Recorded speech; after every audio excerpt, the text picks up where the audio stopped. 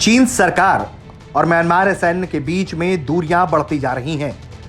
इन दूरियों का परिणाम यह दिखाई दे रहा है कि चीन की BRI परियोजना कहीं डूब न जाए।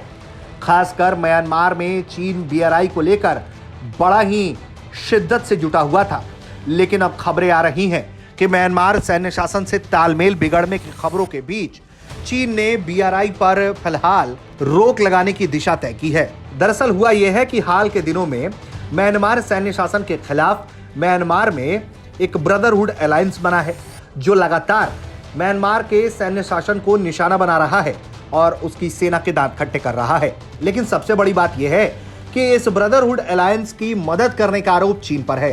बताया जा रहा है कि उन्हें एडवांस हथियार, ड्रोन चीन की तरफ से मुहैया कराए जा रहे हैं, जिसके कारण ये दूरियां बढ़ती जा रही हैं। हाल में जिस तरह से म्यांमार सेना को 150 से अधिक पोस्ट हारने पड़ गए, उसके बाद चीनी दूतावास ने एक बयान जारी कर दिया।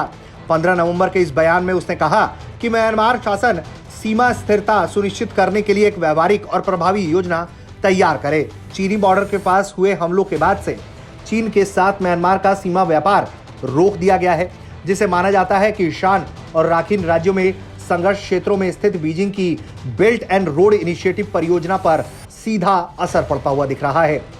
जुंटा शासन के साथ चीन के पहले बड़े अच्छे संबंध रहे, लेकिन अब धीरे धीरे बीजिंग इससे नाखुश होता जा रहा है।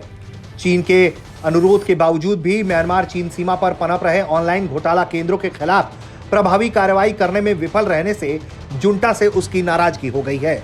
चीन के बार बार दबाव डालने के बाद शासन ने चीनी सीमा पर काकोंग और स्व प्रशासित क्षेत्रों में ऑनलाइन घोटाला सिंडिकेट चलाने वाले संदिग्धों की गिरफ्तारी वारंट जारी की और उन्हें चीन को भी सौंपा है। लेकिन ऐसा लग रहा है कि चीन का मन पूरी तरह से म्यांमार के सैन्य शासन से उखड़ चुका है। और इस तरह के विवाद के बीच ही खबर यह भी आई कि जुंटा शासन पर जो हमले हुए, जो बॉम्ब गिराए गए, उसके लिए चीनी ड्रोन का इस्तेमाल किया गया। इसके बाद से ही चीन के साथ रिश्ते खराब होने लगे। और अब खबर यह भी है कि चीन के खिलाफ हाल ही में जो राष्ट्रवादियों का एक प्रदर्शन हुआ, वो चीन दूतावास के सामने ही था।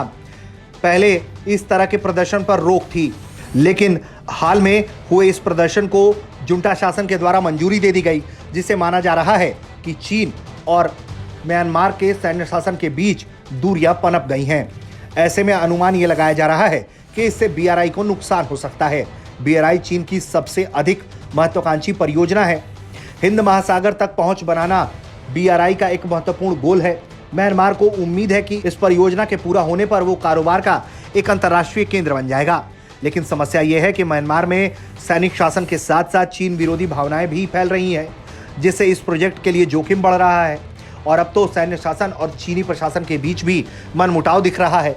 ऐसे में लग रहा है कि BRI यहां भी एक बुरा सौदा चीन के लिए साबित हो सकता है।